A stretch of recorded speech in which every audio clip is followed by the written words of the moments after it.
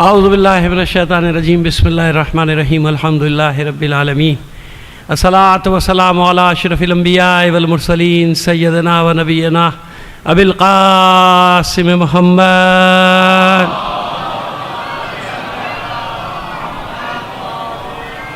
وآلہ الطیبین الطاہرین المعصومین ولعنۃ اللہ علی اعدائہم اجمعین من الآن الی قیام یوم الدین اما بعد فقد قال اللہ تعالی فی کتابہ المبین وہو اصدق القائلین وقولہ الحق بسم اللہ الرحمن الرحیم المال والبنون زینۃ الحیاۃ الدنیا والباقیات الصالحات خیر عند ربک ثوابا وخیر عملا صدق اللہ العلی العظیم۔ صلوات بھیجیے محمد آل محمد پر۔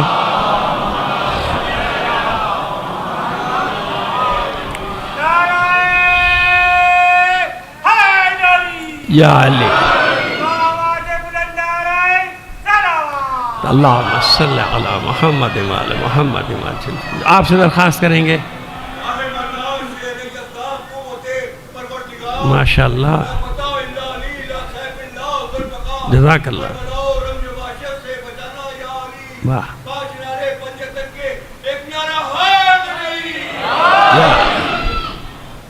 اور کوئی بس اب بول لو اجازت ہے؟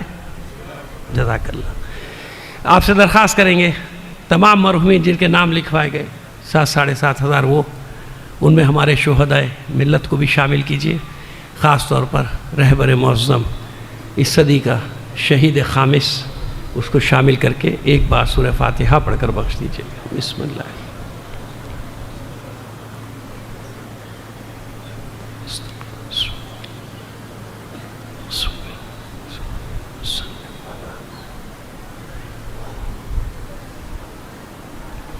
اب مل کر ایک بلند آواز سے صلوات عنایت فرما دیجیے گا۔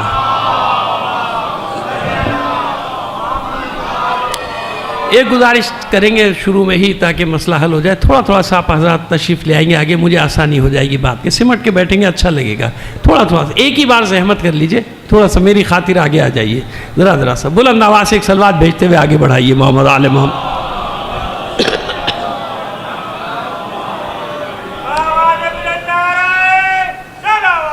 اللہم صلی علی محمد۔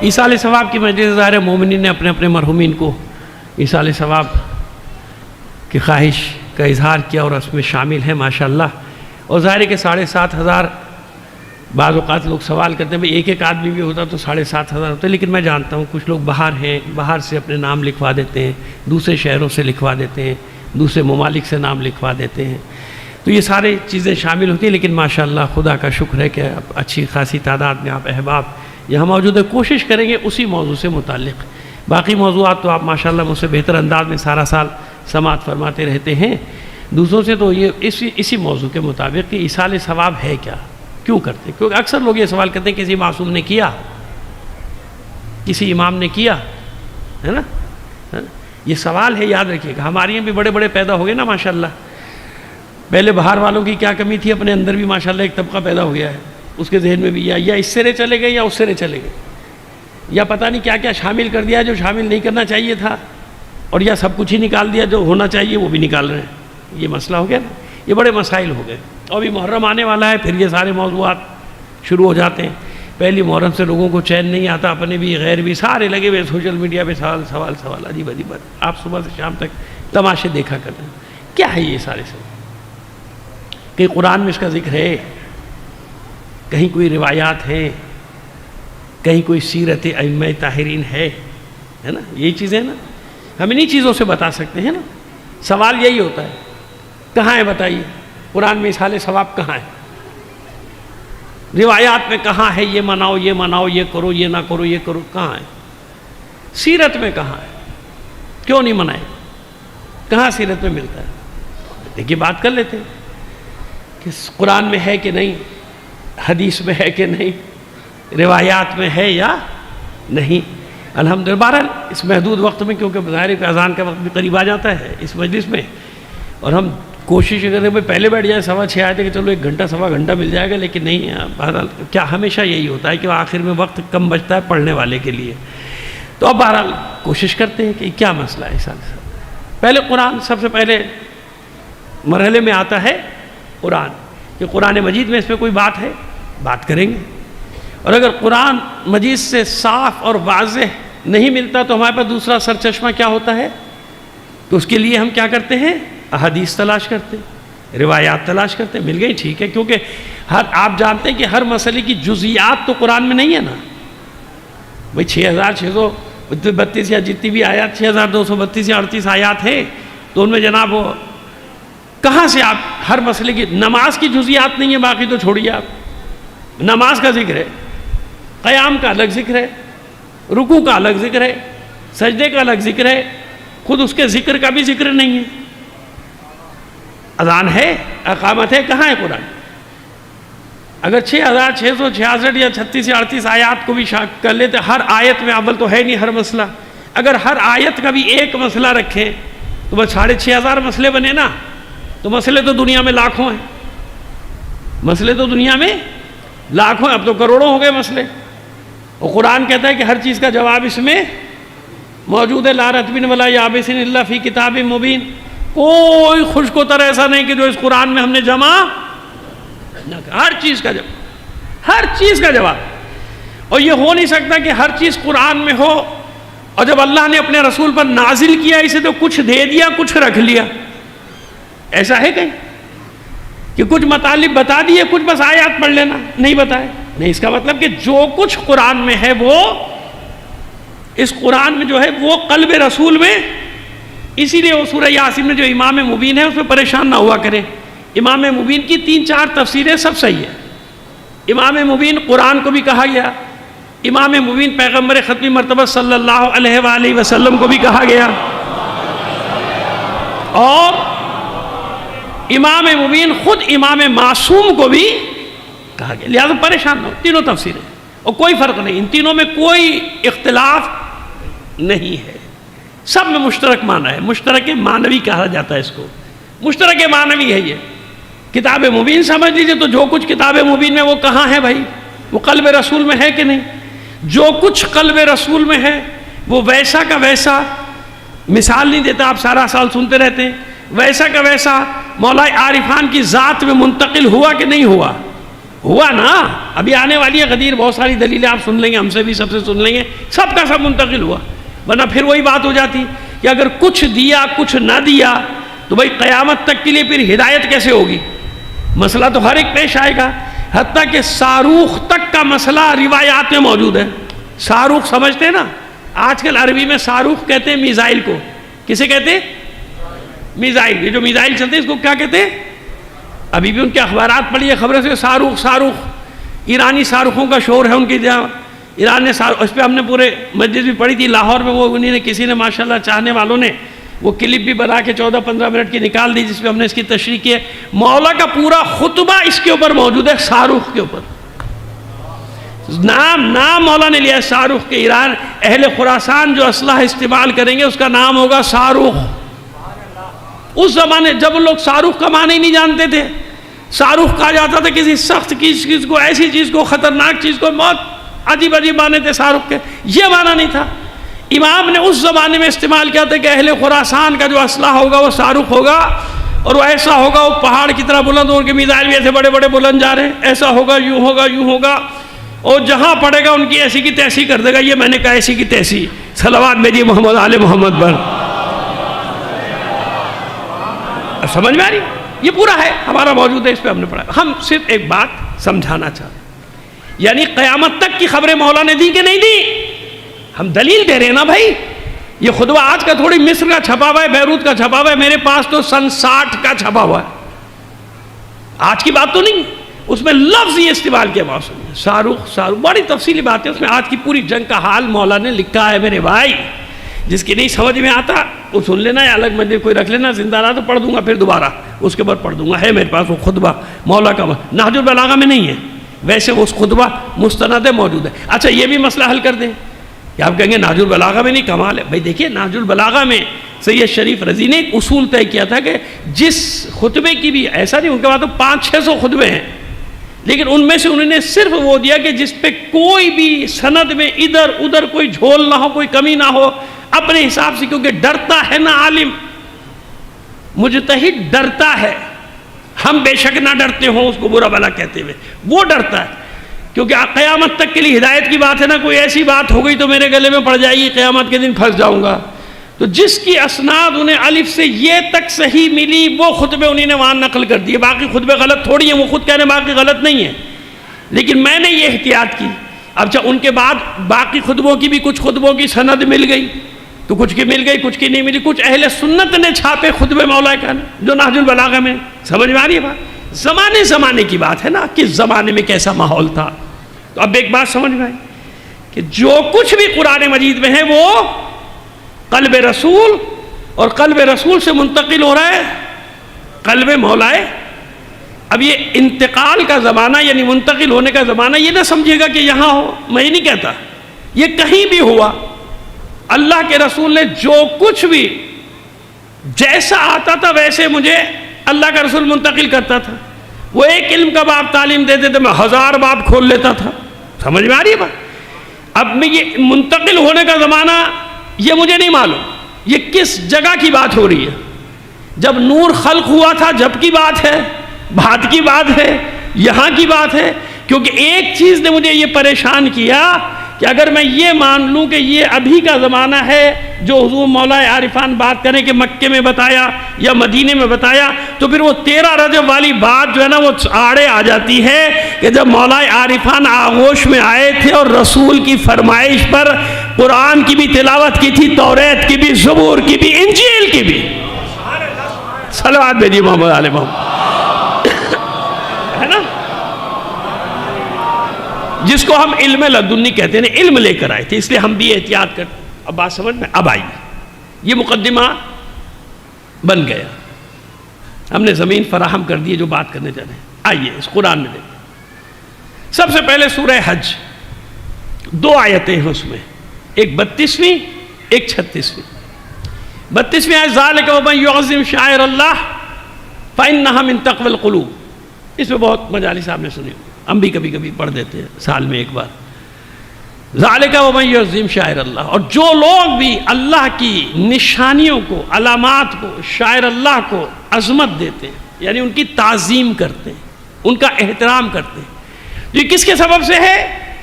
فإنہا من تقوی القلوب، یہ دلوں کی پاکیزگی کی وجہ سے ہے، ان کے دلوں میں تقوی ہے، ان کے دل پاکیزہ۔ اچھا، بات واضح نہیں ہوئی۔ اسی سورہ حج میں 4 آیات کے بعد وضاحت ہو رہی ہے، اسی بات کی وضاحت کی جا رہی ہے۔ وضاحت کیا ہو رہی ہے؟ وضاحت یہ ہو رہی ہے کہ وَالْبُدْنَ جَعَلْنَاهَا لَكُمْ مِنْ شَعَائِرِ اللَّهِ۔ وَالْبُدْن، بدن کسے کہتے ہیں؟ قربانی کا جانور، جو آج کل آپ کو جگہ جگہ نظر آ رہا ہے نا، بدن میں سب شامل ہے، قربانی کا اونٹ، قربانی کی گائے، قربانی کی بھیڑ، قربانی کا بکرا، ٹھیک ہے نا، وَالْبُدْن۔ ہم نے اس قربانی کے جانور کو تمہارے لیے کیا قرار دیا؟ نشانی۔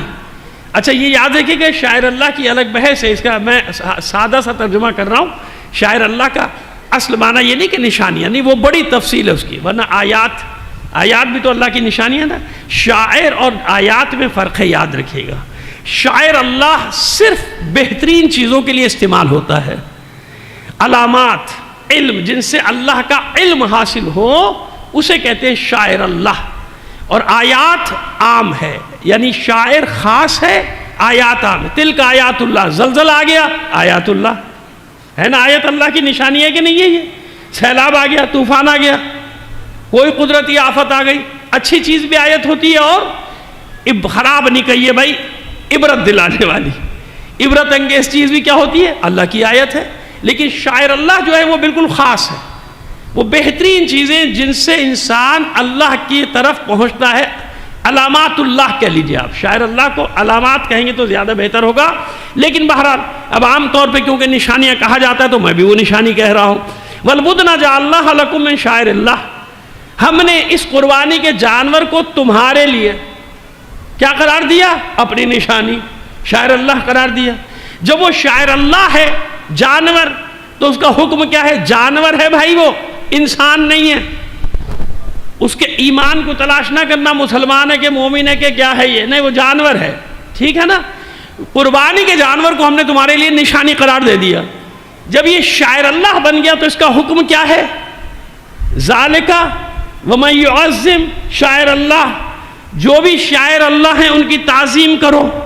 کیا کرو؟ تعظیم. تو یہ جانور شاعر اللہ ہے. کیا ہے یہ جانور؟ جس کو آپ خرید کے لاتے ہیں، حالانکہ وہی جانور ہے، باہر بھی بک رہا ہے. لیکن جب آپ قربانی کے لیے خرید لائے، عید الاضحیٰ کے لیے، سنت ابراہیمی کے لیے، اب اس کی تعظیم یعنی اس کو مارو پیٹو نہیں، اس پہ زیادتی نہ کرو. حالانکہ اس کو کاٹ کے کھا جانے کا حکم ہے، حلال کرو کھا جاؤ، لیکن جب تک زندہ ہے اس کی تعظیم کرو. نہیں مارنا نہیں، قربانی کا جانور ہے، حالانکہ وہی جانور ہے. اب یہاں پہ کوئی اعتراض نہیں کرتا. ہمارے علم کی چھڑ پہ تو اعتراض کرتے کیا ہے، لکڑی کا ٹکڑا ہی تو ہے، یہ پھریرا کیا ہے، کپڑے کا ٹکڑا ہی تو ہے. وہ بھائی ہے، ہمیں بھی معلوم ہے، ہم کو پاگل ہے کہ ہمیں نہیں معلوم کہ یہ لکڑی کی چھڑ ہے، ہمیں نہیں معلوم کہ کپڑے کا ٹکڑا ہے. لیکن اس وقت تک تھا جب تک دکان میں رکھا تھا. یہ اس وقت تک باس تھا یا چھڑ تھا جب باس کی دکان پہ پڑا تھا بھائی. جیسے یہ بکرا جب تک منڈی میں بکرا ہے، سمجھ میں آ رہی بات، بکرا ہے. لیکن جب قربانی کے لیے لے آئے تو اب کیا ہو گیا؟ شاعر اللہ. کیا بن گیا؟ میں نہیں کہہ رہا، قرآن کہہ رہا وَالْبُدْنَ جَعَلْنَاهَا لَكُم مِّن شَاعِرِ اللَّهِ. یہ قربانی کا جانور میں نے تمہارے لیے شاعر اللہ قرار دیا. یا ایھا الذین آمنوا لا تحلوا شاعر اللہ. خبردار، ان کی حلت کو، ان کی حرمت کو، ان کی عظمت کو ضائع مت ہونے دینا. سورہ مائدہ کی دوسری یا تیسری آیت ہے. ان الصفا والمروہ من شاعر اللہ. یہ صفا و مروہ پتھر کے دو ٹیلے ہی تو ہیں. پتھر ہے نا، ٹیلے ہیں نا، پہاڑیاں وہی ختم کر دیا انہیں نے، ایسے بنا دیا، سارا چھپا دیا، ختم کر دیا قصہ صفا مروہ کا. ایسے ہی ہے نا. تو صفا مروہ کیا ہے؟ پتھر کے ٹیلے ہی ہیں نا، اور کیا ہے؟ لیکن نہیں، اور بھی وہاں بڑے بڑے پہاڑ، وہ سب الگ. یہ شاعر اللہ. جب شاعر اللہ بن گئے تو حکم کیا ہوا؟ کیا حکم ہوا؟ تعظیم. تعظیم کیسے کرتے میرے بھائی؟ استاد آ جائے، اس کی تعظیم کیسے کریں گے آپ؟ چلیے میں آپ سے پوچھ لیتا ہوں. بھائی جھکیں گے نا اس کے سامنے، یا جھکیں گے، اس کے ہاتھ کو بوسہ دیں گے؟ کبھی کسی نے کہا کہ یہ شرک ہے؟ کسی نے کہا ہو تو بتا دیجئے. استاد کے پیروں کو ہاتھ لگاتے، کسی نے کہا شرک ہے؟ وہ جو کہتے ہیں وہ بھی لگاتے ہیں، وہ بھی ہاتھ چومتے ہیں. اب شرک ہوا؟ نہیں ہوا نا. باپ کے پیشانی کو بوسہ دینا، باپ کے ہاتھوں کو بوسہ دینا، باپ کے پیروں میں بیٹھ جانا، ماں کے قدموں کو بوسہ دینا. ایک صلوات بھیجیے محمد آل محمد پر.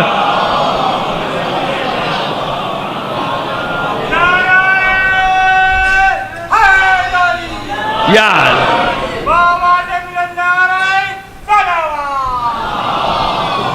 ایک صلوات اور بھیج دو. پانی میرے ہی والا ہے نا.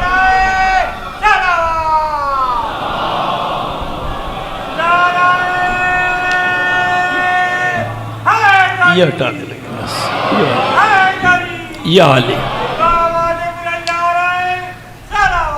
اللہم صلی اللہ. بات سمجھ میں آ رہی ہے؟ 4 آیات ہیں ٹوٹل، 5ویں آیت نہیں ہے شاعر اللہ پہ قرآن مجید میں. وہ چاروں کا حوالہ میں نے آپ کو دے دیا.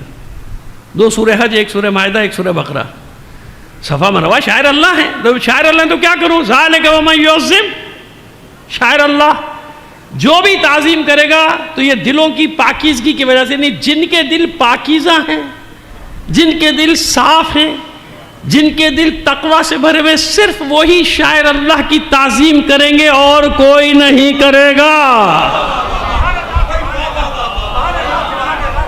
ایسے ہی ہوا نا. تو میں نے مثال دے دی کہ بھائی ہاں چھڑ تھی، کپڑا تھا، لیکن میں خرید کے لایا ہوں. کس نیت سے؟ اس نیت سے لا کے علم بناؤں گا بھائی. اب جب علم بناؤں گا تو پاک کروں گا نا چھڑ کو، باس کو پاپ. یہ نسبت ہو گئی. میں نے مثال کتنی بڑی دی ہے آپ کو؟ قرآن سے مثال دی ہے قربانی کے جانور کی. جانور ہے، اب تک کھڑا ہوا جانور ہے، عام جانور ہے، وہی حکم ہے اس کا، کوئی تعظیم عظیم نہیں ہے اس کی. لیکن جیسے ہی آپ لے کر آئے قربانی کے لیے تو قرآن کیا کہتے ہیں؟ وَالْبُدْنَ جَعَلْنَاهَا لَكُم مِّن شَاعِرِ اللَّهِ. خبردار، میں نے اس قربانی کے جانور کو اپنی نشانی قرار دیا ہے، اور میری نشانی کا حکم یہ ہے کہ اس کی تعظیم کرو. جانور کی تعظیم کرو. جن پتھروں پہ جناب حاجرہ کے قدم پڑے ہوں، قدم تو پتہ نہیں کہاں کہاں پڑے تھے مکے میں، کہاں کہاں نہیں چلی ہوں گی، لیکن نہیں، یہ خاص واقعہ اس کے ساتھ مخصوص ہے۔ اپنے بچے کے لیے پانی کی تلاش میں صفا مروہ پہ دوڑی ہے، لہٰذا اب اندازہ کیجئے کہ جس کے قدموں سے صفا اور مروہ کو یہ عظمت ملے کہ وہ قرآن میں شاعر اللہ بن جائے تو ان قدموں کی خود کی کیا قیمت ہوگی۔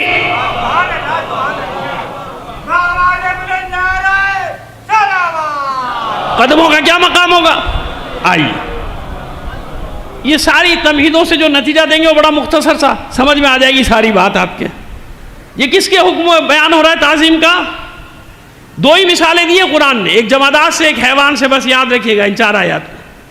یعنی مثال دی ہے، کیا دی ہے؟ مثال، یعنی جن سے بھی میرا علم حاصل ہوتا ہے، جس نشانی سے تم مجھ تک پہنچتے ہو، خبردار اس کی تعظیم کرنا۔ اور یہ تعظیم کرنا کس نے سکھایا؟ کیسے تعظیم کیا؟ خود اللہ کے رسول نے، صلوات بھیجیے محمد آل محمد پر۔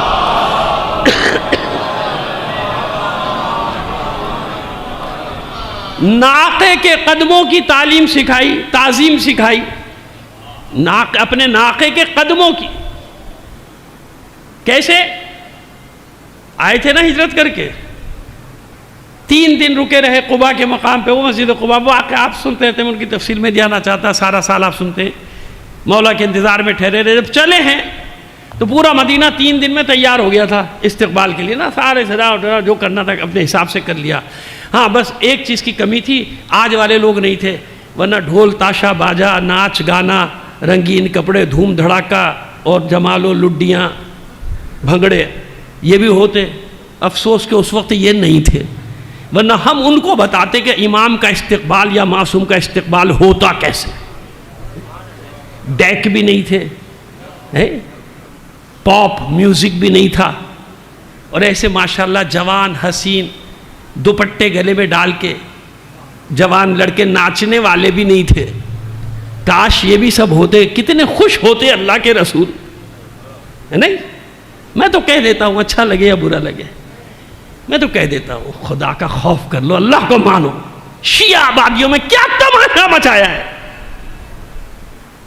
اور تو اور ظلم، اوپر سے باہر سے ناچنے گانے والوں کو بھی بلاتے ہو۔ کوئی شرم آتی ہے تمہیں؟ معصوم کا استقبال کر رہے ہو، یہ ایسے استقبال کرو گے امام زمان آئیں گے کہ امام زمان آ رہے، چلو ناچتے گاتے، اور ناچنے گانے والوں کو بھی ساتھ لے چلو، واہ واہ، کوئی شرم ہے، کوئی حیا ہے؟ ایسے استقبال ہوتا ہے معصوم کا؟ 13 رجب کو، 3 شعبان کو، 15 شعبان کو ایسے ہوتا ہے؟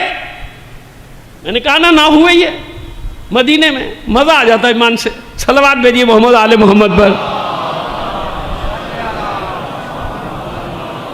ہر چیز کو گلیمرائز کر دو، ہر چیز کو میں کمرشلزم لے کر آ جاؤ، ہر چیز کو پروفیشنلزم میں لے کر آ جاؤ، کیا طریقہ ہے یہ؟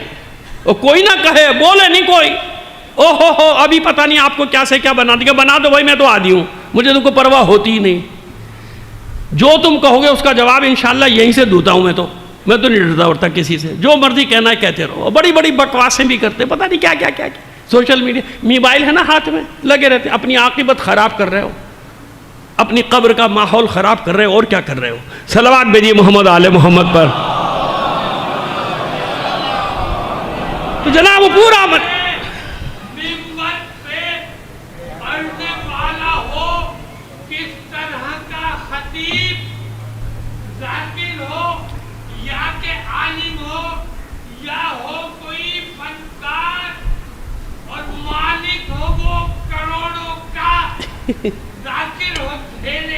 یہ میں نہیں کہہ رہا بھائی،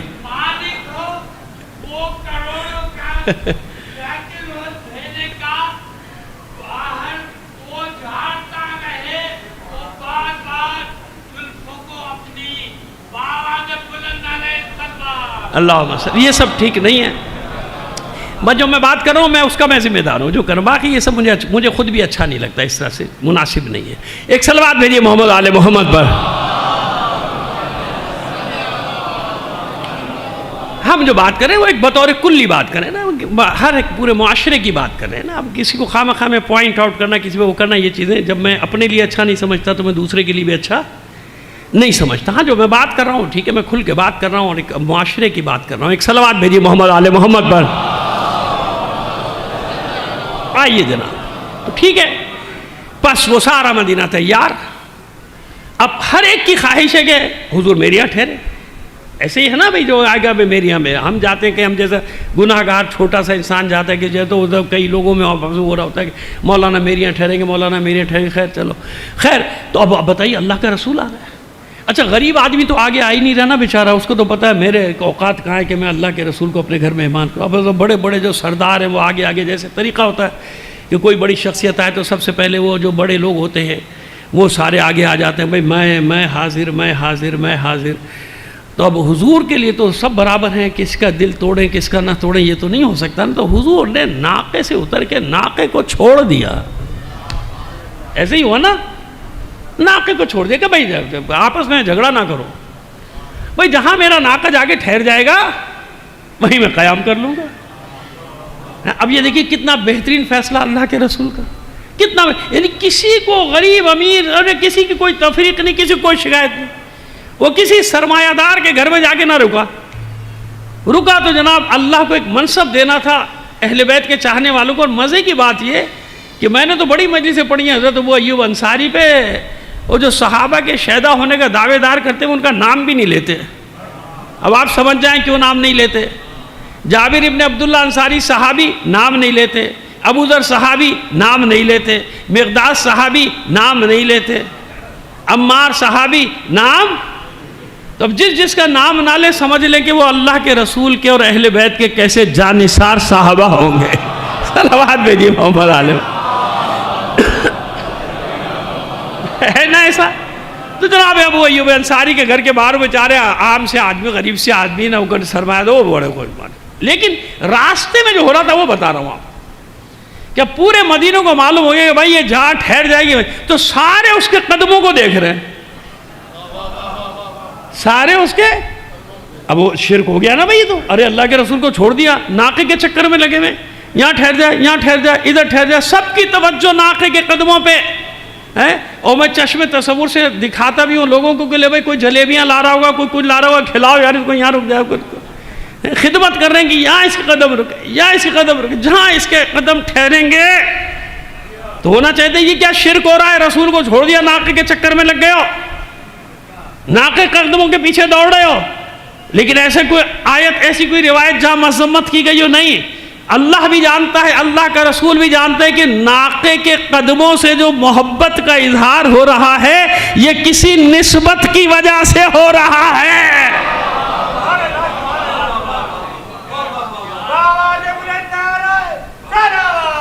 اللہ سمجھ میں آئی بات؟ اس نسبت سے ہو رہا ہے. چلیے جلدی جلدی مطلب کو آگے بڑھائیں. وہ گھڑی بھی آپ کی تیز ہے، اب مجھے لگ رہا ہے آج. صلوات بھیجیے محمد آل محمد پر. ناقے کے قدم اور پھر حضور کے قدم، حضور کی نالین مبارک آج تک کتنی محترم ہے. اس کی شبیہ بنا کے لوگ اپنے اماموں کے سروں پہ لگاتے نہیں لگاتے؟ لگاتے ہیں نا. ہم کوئی اعتراض تھوڑی کر رہے، اچھی بات ہے بھائی لگاتے ہو نا، ہم تو خوش ہوتے ہیں، ہم تو ہیں شبیہ والے، لگاؤ بھائی، ہمیں کیا ہے. لگاتے ہیں، سجاتے ہیں سینوں پہ، یہاں پہ. نالین نہیں ہے، وہ نالین کی شبیہ ہے. اور شبیہ بھی ایسی ہے کہ اتنی سی بھی ہے، اتنی بڑی بھی ہے، اور چوراہے پہ اتنی بڑی بھی لگی ہوئی ہے نا. چاہے جس کو جیسی مرضی بنا دو، ہمیں اعتراض نہیں کر رہے ہے نا. بس اتنی ہی بات تو ہم پوچھنا چاہ رہے ہیں کہ آج دنیا میں ناقہ ہے، حضور ہیں ظاہری وجود، ہمارے لیے تو ہیں بھائی. ہم تو آپ سے پوچھ رہے ہیں، آپ کہیں گے نہیں حضور بھی نہیں ہے، ناقہ بھی. پھر یہ کیا ہے؟ اس کی یاد بنانا، اس کی شبیہ بنانا، نالین کی، حضور کے نالین کی شبیہ بنا کے لگانا. نہیں بھائی نسبت ہے، عقیدت ہے، حضور کے نالین کی یہ قیمت وہ قیمت. ارے اللہ کے بندو، خود ہی سارا مسئلہ بتا رہے ہو، خود ہی عمل بھی نہیں کر رہے ہو. جب نالین کی شبیہ کی اتنی عزت تعظیم شاعر اللہ اتنا احترام سب کچھ ہے، تو جو قدموں سمیت نالین سمیت دوش پیغمبر پر سوار ہوتے ہو،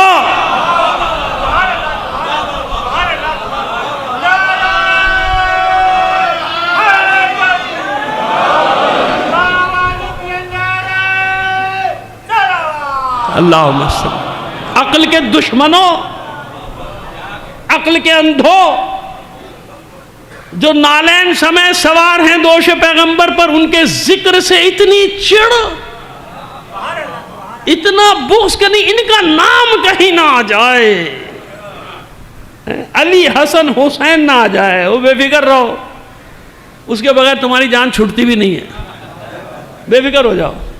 صدیاں گزر گئی یہی روتے روتے ان کو، آج بھی یہی روئے جا رہے ہیں، وہ پھیلتے چلا جا رہا ہے، پھیلتے چلا جا رہا ہے۔ آئیے اب آپ نتیجہ دیتے ہیں، ساری چیزیں بتانے کا مقصد کیا تھا؟ آپ کہیں گے ایصال ثواب کہاں آ گیا؟ یہاں آ گیا، اور حوالہ بھی ایسا دیں گے، آپ کو میں نہیں کہہ رہا کہ آپ جا کے دیکھیں، آپ کو ضرورت ہی نہیں ہے، آپ کو میری بات پہ یقین ہے، اپنے دیگر برادران کے لیے ریکارڈ کرا رہا ہوں کہ جا کے خود دیکھ لینا بھائی، آپ کا حوالہ دے رہا ہوں۔ فتاوی قاضی خان کئی صدی سے، 2-2.5 صدیوں سے ان کے رائج ہے، اور آخری سند یہ اس فتوے سے لیتے ہیں کہ فتاوی قاضی خان میں یہ فتویٰ لکھا ہوا ہے، مثلا سمجھ میں آ گیا بات؟ ظاہر ایک طریقہ ہوتا ہے نا اجتہاد کا، وہاں بھی ہمارے یہاں میں کوئی سند دلیل لانی پڑتی، جیسے ہم اصول کافی سے دلیل لاتے ہیں نا، اصول کافی ہے، وسائل الشیعہ ہے، یا اور ہماری جو 4 کتب اربعہ ہیں، من لا یعذر الفقیہ ہو، استبصار ہو، تہذیب الاحکام ہو، یہ چاروں کتابیں ہماری، ہم ان سے لاتے ہیں نا دلیل، کہ اس میں یہ حدیث ہے، اس میں روایت معصوم کی ہی ہوتی ہے، لیکن دلیل کیونکہ ہمیں معلوم ہے کہ یہ مستند روایت ہے جو تہذیب میں یا من لا یعذر الفقیہ میں نقل کر دی گئی، تو وہاں بھی ایسے ہی۔ تو فتاوی قاضی خان وہ کتاب ہے جس سے وہ سند لے کر آتے کہ فتاوی قاضی خان میں یہ فتویٰ دیا ہوا ہے۔ اب اس میں فتویٰ سن لیجیے آپ کیا ہے۔ کسی نے ماں باپ کے حقوق سے متعلق سوال کیا جو دنیا میں نہیں رہے، تو فتویٰ دیتے ہوئے یاد رکھیے مجتہد ایسے فتویٰ نہیں دیتا، اس نے کہا آ جاؤ یہ کر لو، دلیل ہوتی ہے اس کے پیچھے، کیا ہوتی ہے؟ ہر فتوے کے پیچھے دلیل، وہ ساری دلیلیں آپ کو بتائے گا تو بھائی ہو گیا کام۔ کہاں سے بتائے گا؟ ڈاکٹر کے پاس دوا لینے جاتے ہیں، اسے پوچھا کہ یہ دوا کیوں، کیسی ہے، کیسے بنی، کہاں سے ہے، وہ بتائے گا کیا؟ او بھائی دلیل اس کے پاس ہے جبھی تو وہ دوا دے رہا ہے، اور آپ کو بات ختم ہو گئی، آپ جاؤ دوا استعمال کرو، اسے بھگا دے گا بعد میں، وہ پاگل ہے۔ آگے مجھ سے پوچھا دوا کا فارمولہ پوچھ رہا ہے، یہ دوا کیوں لکھی، وہ کیوں نہیں لکھی، ایسا کیوں کیا، ویسا کیوں کیا؟ بھائی دانا نہیں، جاؤ دوسرے ڈاکٹر کے پاس چلے جاؤ، کسی نے روکا ہے کیا؟ سیدھی سی بات ہے۔ اور کیا ہوتا ہے دنیا میں؟ یہی ہوتا ہے، صبح شام ہمیں ایک ڈاکٹر پسند نہیں آتا، ہم دوسرے ڈاکٹر کے پاس چلے جاتے ہیں، یار یہ اس کی دوا نہیں لگ رہی، بھائی مزہ نہیں آ رہا وہاں، ایسے ہی ہے نا، یہی قانون ہے، یہی طریقہ دنیا کا۔ تو وہ فتوے کے پیچھے دلیل دیتے ہیں، وہ دلیل سنیے سارے مسئلے حل۔ وہ دلیل دیتے ہیں، کہتے ہیں کہ بھائی ہوا یہ، وہ فتویٰ دے رہے ہیں کہ ماں باپ کا حق کیا ہے، کہتے ہیں دیکھو ماں باپ کے حق کی حیثیت یہ ہے کہ ایک صحابی، نام نہیں لکھا، جیسے لکھا ہے فتویٰ میں ویسے ہی بتا رہا ہوں آپ کو، یہ وہاں فتاوی قاضی خان میں ایک صحابی حضور کی خدمت میں آئے، اور آنے کے بعد اپنا خواب بیان کیا، اپنا خواب بیان کیا، حضور میں پریشان ہوں، عجیب خواب دیکھ لیا میں نے۔ کیا خواب دیکھا؟ کہ میں نے دیکھا کہ جنت کی چوکھٹ پہ سجدہ کر رہا ہوں اور حور العین کی پیشانی کو بوسہ دے رہا ہوں۔ تو اللہ کے رسول نے کہا تو بہت اچھا خواب ہے بھائی، تو نے بہترین خواب دیکھا۔ حضور کیا مطلب ہے؟ کہ گھر جا ماں کے قدموں کو بوسہ دے، باپ کی پیشانی کو بوسہ دے۔ سنیے بات ختم نہیں ہوئی، باپ کے قدموں کو بوسہ دے، ماں کے قدموں کو بوسہ دے، باپ کی، اس کا منہ لٹک گیا، کہا میرے تو ماں باپ ہی زندہ ہیں، تو مرمرا گئے دونوں۔ کہا کوئی بات نہیں، جا ان کی قبروں پہ چلا جا، ان کی قبروں پہ چلا جا، باپ کے سرہانے کو بوسہ دے، ماں کی قبر کے پیتانے کو بوسہ دے۔ پھر اس کا منہ لٹک گیا، کہا اے اللہ کے رسول، تو زمانے جاہلیت میں پتہ نہیں کہاں مرمرا گئے، تو کافر تھے، میں تو یہاں، مجھے تو ان کی قبروں کا بھی نہیں پتہ بھائی کہاں گئے۔ اس زمانے کہاں لوگ اتنا ہوئے نا، آج عربوں کو نہیں معلوم ان کا ابا کہاں دفن ہے، اماں کہاں دفن ہے، تو اس زمانے والوں کو کیا پتہ تھا، زمانے جاہلیت والوں کو۔ یہ تو اہل بیت کے گھرانے تھے کہ جنہوں نے سب کی نشانیوں کو محفوظ کر کے اس زمانے میں بھی رکھا، جنت المعلی میں بھی رکھا، جنت البقیع میں بھی رکھا، ہر جگہ جہاں جہاں بنی ہاشم کی نشانیاں اردن میں ہو تو وہاں بھی رکھا، ہر جگہ نشانیوں کو محفوظ رکھا۔ اسی سے معلوم ہوتا ہے کہ کتنی پرانی سنت ہے یہ ہے۔ اگر یہ غلط ہوتا تو اللہ کا رسول سب قبروں کے نشان مٹا دیتا جنت المعلیٰ کی، کہ مٹاؤ، نہیں مٹائی نہیں نا، بنا کے رکھی۔ آئیے جو بتانا چاہ رہے ہیں وہ بار مجھے نہیں معلوم۔ اب سنیے آپ ایصال ثواب کسے کہتے ہیں۔ اللہ کے رسول نے فرمایا جا گھر جا کے 2 لکیریں بنا، گھر میں 2 لکیریں بنا، ایک لکیر کو باپ کی قبر قرار دے، ایک کو ماں کی قبر قرار دے۔ جسے باپ کی قبر قرار دے اس کے سرہانے کو بوسہ دے، جسے ماں کی قبر قرار دے اس کے پیتانے کو بوسہ دے۔ جا دونوں کے لیے دعا کر، تیرے اس عمل سے، یعنی ممکن ہے، خلاصہ یہ ہے پوری روایت، تیرے عمل سے ان کے لیے کوئی آسانیاں پیدا ہوں۔ اب مجھے بتائیے کہ یہ کافر ماں باپ مرمرا گئے، کیا ہے ان کا اجر؟ اللہ کے ساتھ ہے۔ لیکن اللہ کا رسول حکم دے رہا ہے بیٹے کو کہ نہیں، تجھے حق نہیں، تو اپنے ماں باپ کے لیے جا کے یہ کام کر۔ تو اب مجھے بتائیے جو اللہ کا رسول عام انسان کے ماں باپ کو، بیٹے کو حکم دے رہا ہے ماں باپ کے قبر کی شبیہ بنانے کا کہ جا گھر میں جا کے شبیہ بنا لے 2 قبروں کی، تو اب مجھے بتائیے اللہ نے جنہیں شاعر اللہ قرار دیا، اب مجھے بتائیے کہ مرقد علی، مرقد حسین، مرقد فاطمہ، اب پوری کائنات میں ان کے روضوں کا، مشاہد مقدسہ کا مقام کیا قرار دے گا پروردگار عالم؟ صلوات بھیجیے محمد آل محمد پر۔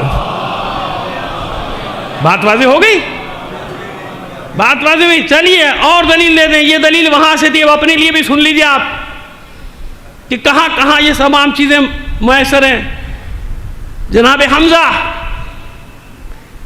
سید الشہداء، ان کی اولاد نہیں تھی، زوجہ بھی نہیں تھی، کوئی گھر میں رونے والا نہیں تھا۔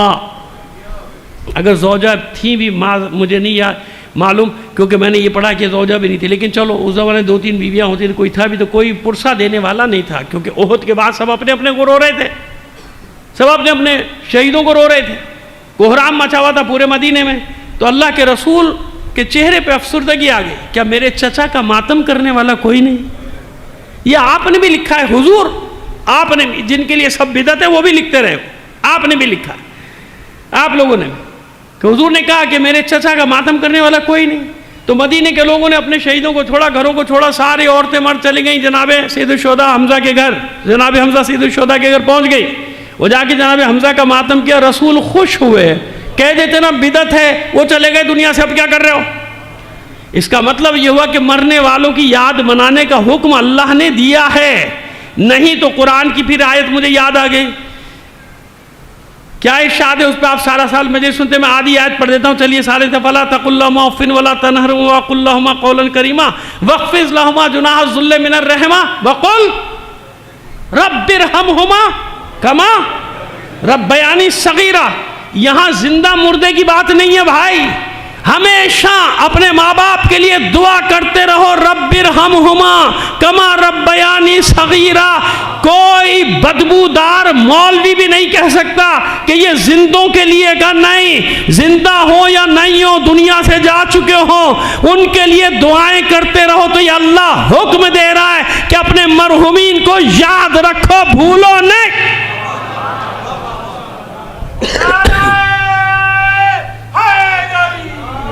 آخری بات، جناب جعفر طیار کی شہادت کی خبر آئی، آل جعفر میں ماتم ظاہر ہے، آل ابو طالب بھی ساتھ ہے، پورا خاندان ساتھ ہے، بنی ہاشم ساتھ۔ اللہ کے رسول نے مدینے کے لوگوں کو جمع کیا مسجد نبوی میں اور کہتے ہیں کہ آل جعفر کے لیے کھانا تیار کرو۔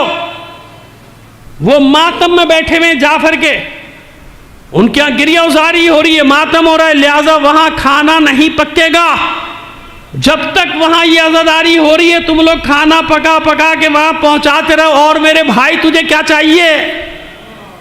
اور میں کہاں سے لاؤں؟ میں سیرت رسول بتا رہا ہوں جو تاریخوں میں لکھی ہے کہ اللہ کے رسول نے حکم دیا کھانا بناؤ، آل جعفر کے لیے لے کر جاؤ، جو ہمارے یہاں طریقہ آج تک رائج ہے، اب پتہ نہیں ہے کہ نہیں ہے بھائی، کچھ گھروں میں تو باقی رہ گیا کہ جس کو کڑوا کھانا کہتے ہیں۔ اب کڑوا کھانا تو ختم ہو گیا، اب تو بریانی حلوے چل رہے ہوتے ہیں، بریانی نہیں ہو تو لوگ کھاتے نہیں، پتہ نہیں کیسا مرنے والے کا کھانا کھلا دیا، کڑوا کھانا ہی کہلاتا تھا، میت کا گھر ہے بھائی، ذرا سا شوربا ووربا رکھ دیا، روٹی رکھ دی، کھاؤ گھر جاؤ۔ اب تو بھائی دفنا کے سارا مجمع آ جاتا ہے، بیچارے کا پہلے مرا ہوا الگ، اس کے اوپر سے اس کو مرے پہ 100 درے اور لگا، بیچارہ ادھار لا کے کھانا لا رہا ہے۔ ہر ایک کے پاس تو پیسے نہیں ہیں، تو سویا میں بھی ہوگا نہیں، بریانی تو ہونی چاہیے۔ بریانی کے بغیر تو آپ کو پتہ ہے مرحوم کو فاتحہ پہنچتا نہیں ہے۔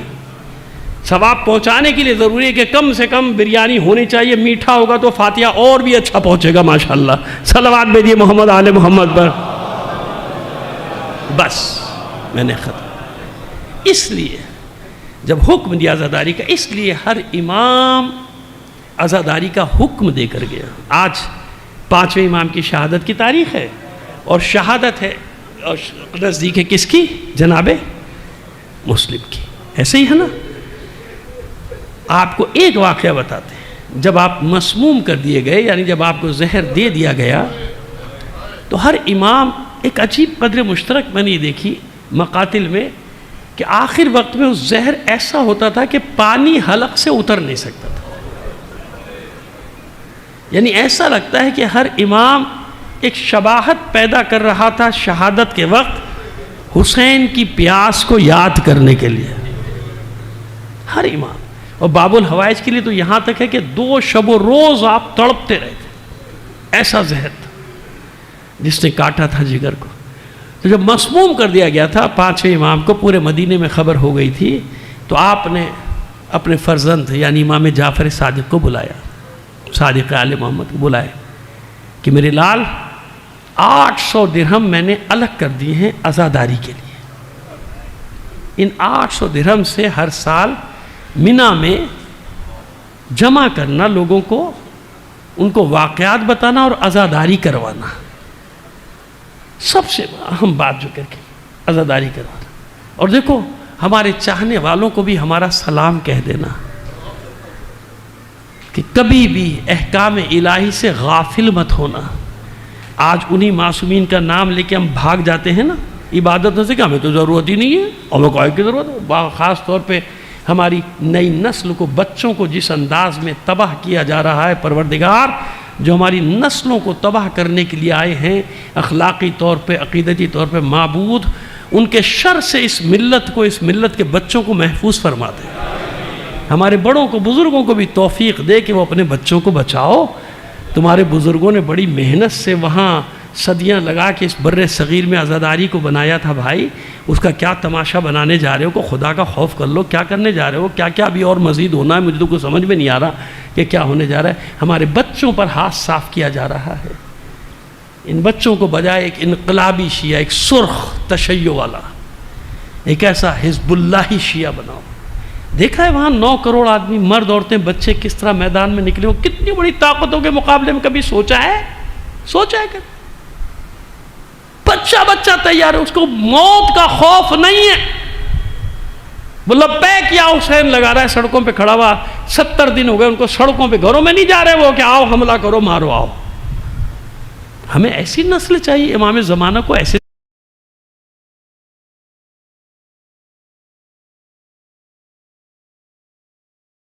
دور کرے، ان کو حقیقت سے دور کرے۔ عقائد کو مسخ کر کیا جا رہا ہے۔ خاص طور پہ یاد رکھنا، شیعہ آبادیوں پہ یلغار کی ہے ان بدبختوں نے۔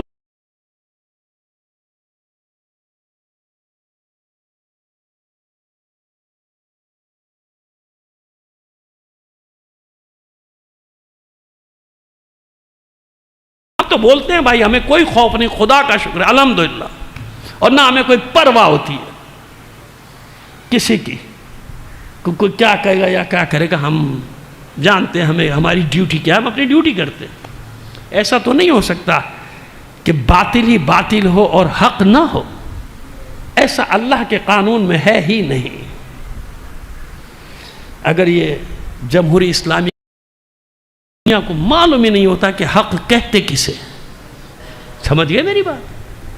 آج کلمہ پڑھوایا ہے مذہب حقہ کی حقانیت کا، اتنی بڑی قربانی دے کے رہبر نے اپنی جان۔ ایسے ہوتے ہیں حسینی، ایسے ہوتے ہیں کربلا والے، سب کی نظریں جھک گئی، پوری دنیا کی شرمندہ ہو گئی ساری دنیا۔ اسے کہتے ہیں قیادت، اسے کہتے ہیں عالم، ان کے خلاف یہاں مہم، پروگنڈا، مال آ رہا ہے، مال MI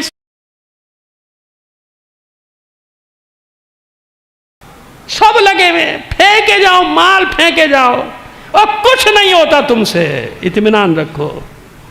اگر شیعت اتنی کمزور ہوتی تو 1400 سال میں کب کی ختم ہو گئی ہوتی، بنی امیہ کے دور میں ہی ختم ہو گئی ہوتی۔ بنی عباس کا نہیں، یہ حسین کا وعدہ ہے، یہ ائمہ طاہرین کا وعدہ ہے، اطمینان رکھو، ہم تمہارے ساتھ کھڑے ہیں، ساری طاقتیں مل جاؤ، ہمارے پاس اتنی بڑی طاقت ہے اپنے امام زمانہ کی، ہمیں کسی کی پرواہ نہیں ہے۔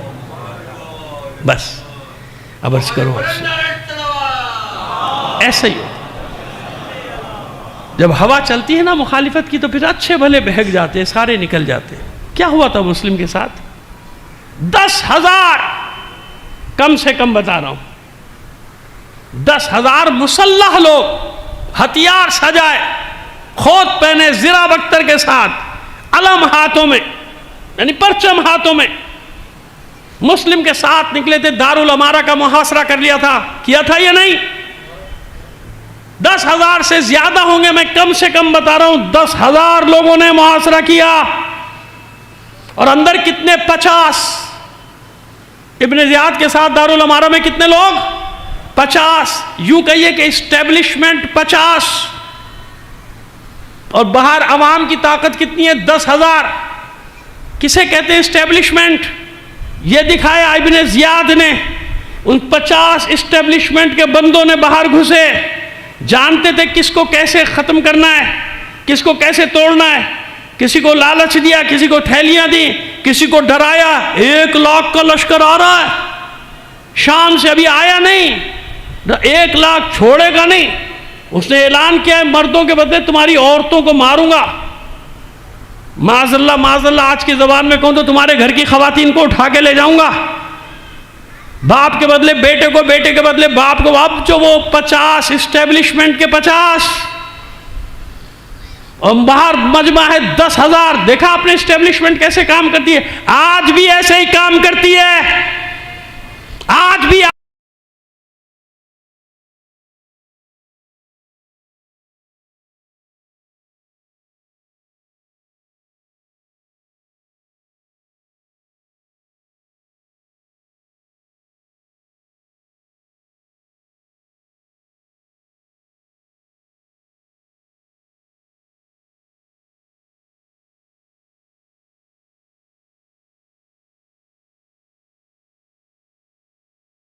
سے بکھیرا جاتا ہے قوموں کو۔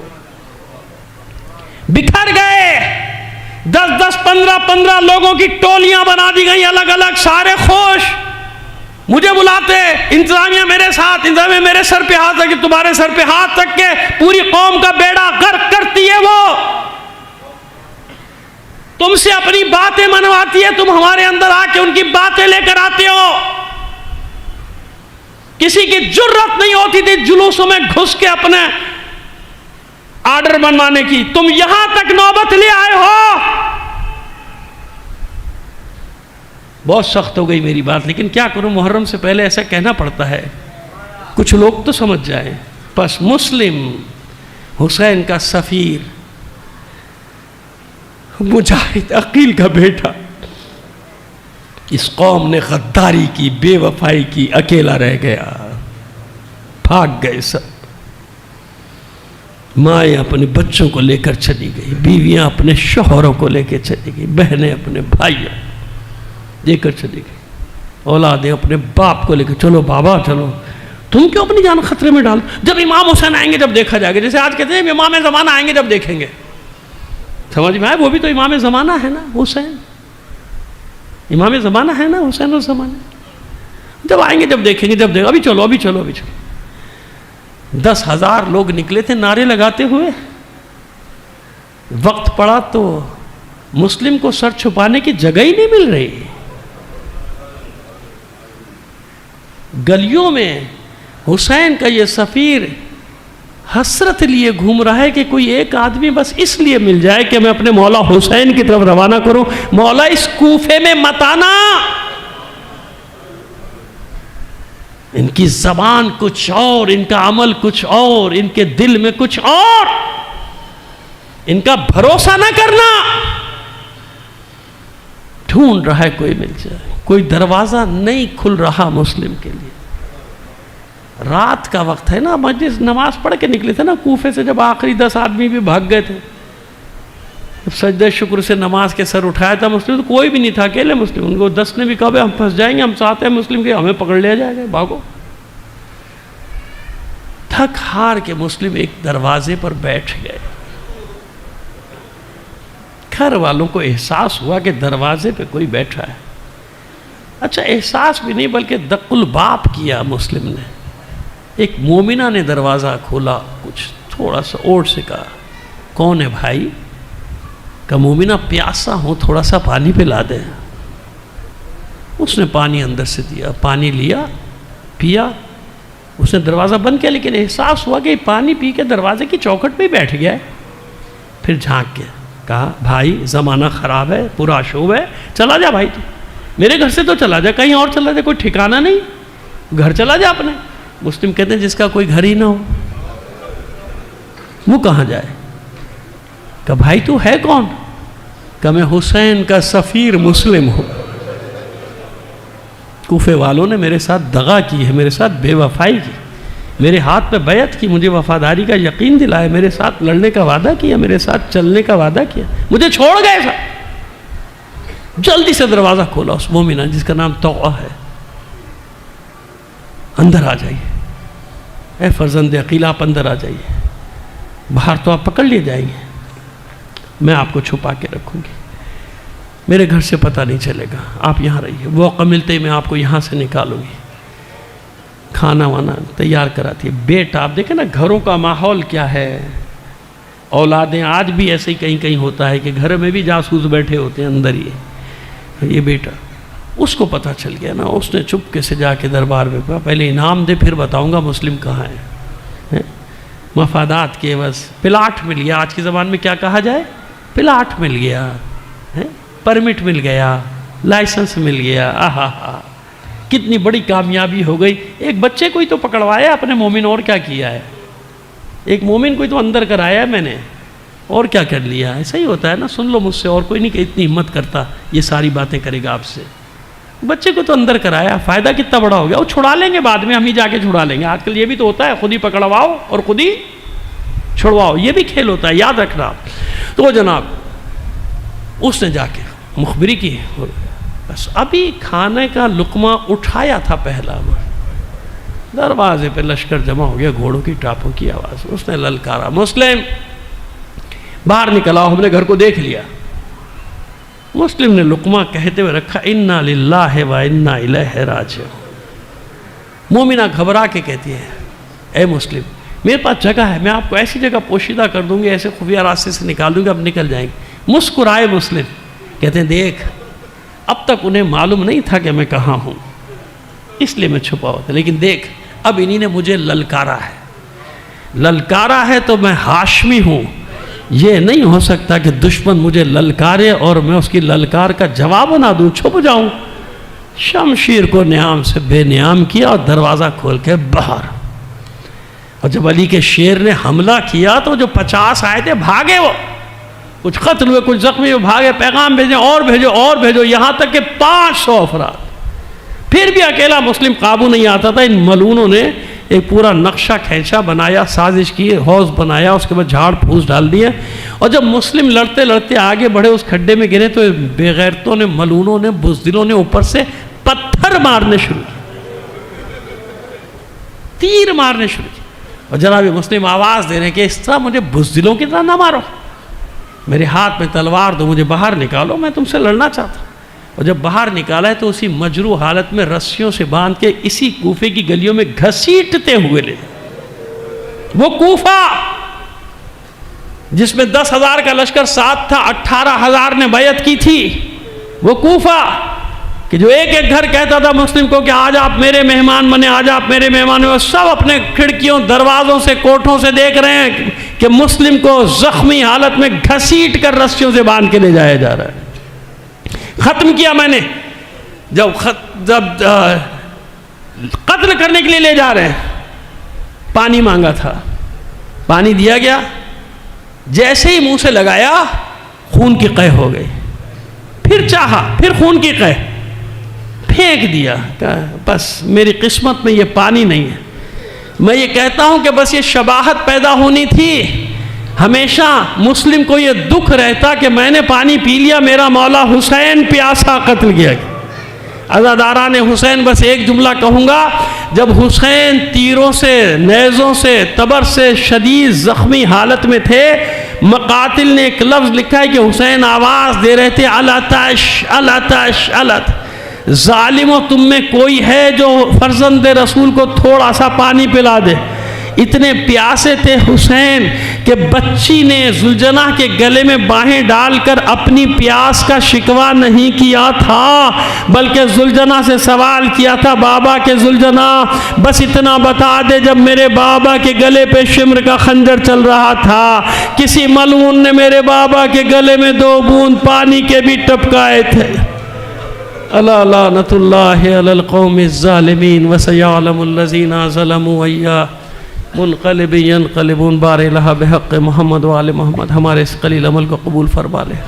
اب وقت نہیں اذان ہونے والی. آپ سے درخواست کریں گے تمام مرحومین جن کے ایصال ثواب کے لیے نام لکھے گئے تھے، ان کو اپنے ملت جعفریہ کے تمام شہداء اور شہید رہبر معظم انقلاب کو شامل کر کے ایک بار سورہ فاتحہ، 3 بار سورہ توحید یا اخلاص کی تلاوت فرمائیں.